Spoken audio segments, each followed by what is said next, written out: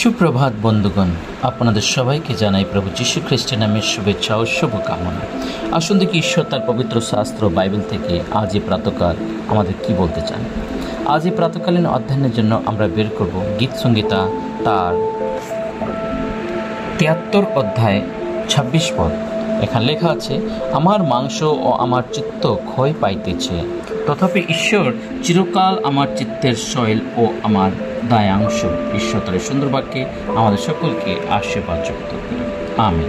আমরা যে পাঠ করছি সেটা হচ্ছে গীত সংহিতা তার ৩য় খণ্ড ৭৩ অধ্যায় তার ২৬ পদে আমরা দেখতে পাই সাধু দাউদ এখানে বলছেন, তিনি প্রভুর কাছে প্রার্থনা করছেন, তিনি বলছেন প্রভুর উপর কে আমার মাংস ও আমার চিত্ত ক্ষয় পাইতেছে। হ্যাঁ বন্ধুগণ, আমার মাংস ও আমার চিত্ত এর অর্থ আমার জীবন, আমার শরীরের যে শক্তি, যে ক্ষমতা সেটা ক্ষয় পাচ্ছে, সেটা শেষ হয়ে যাচ্ছে। আমার মন, আমার হৃদয় সম্পূর্ণভাবে আমি হারিয়ে যাচ্ছি।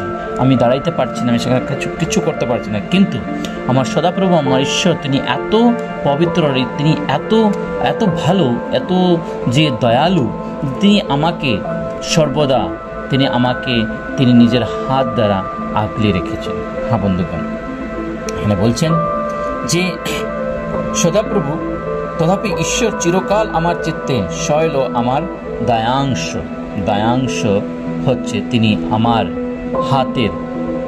হাতের মধ্যে তিনি সর্বদা বাস করেন, তিনি আমার সঙ্গে সঙ্গে আছেন।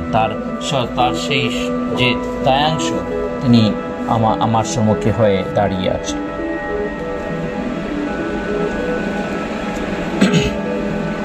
একটি পাথরে নিয়ে তিনি আমার সামনে দাঁড়িয়ে আছেন, যেন কোনো ধরনের সেই শক্তি বা কোনো ধরনের সেরকম অঘটন আমার জীবনে কাজ করতে না পারে।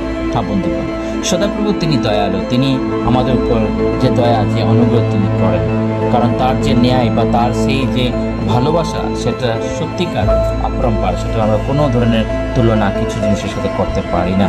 তাই লেখা আছে, আমার মাংস আমার চিত্ত ক্ষয় পাইতেছে, তথাপি ঈশ্বর চিরকাল আমার চিত্তে শৈল আমার দায়াংশ হয়ে আছে।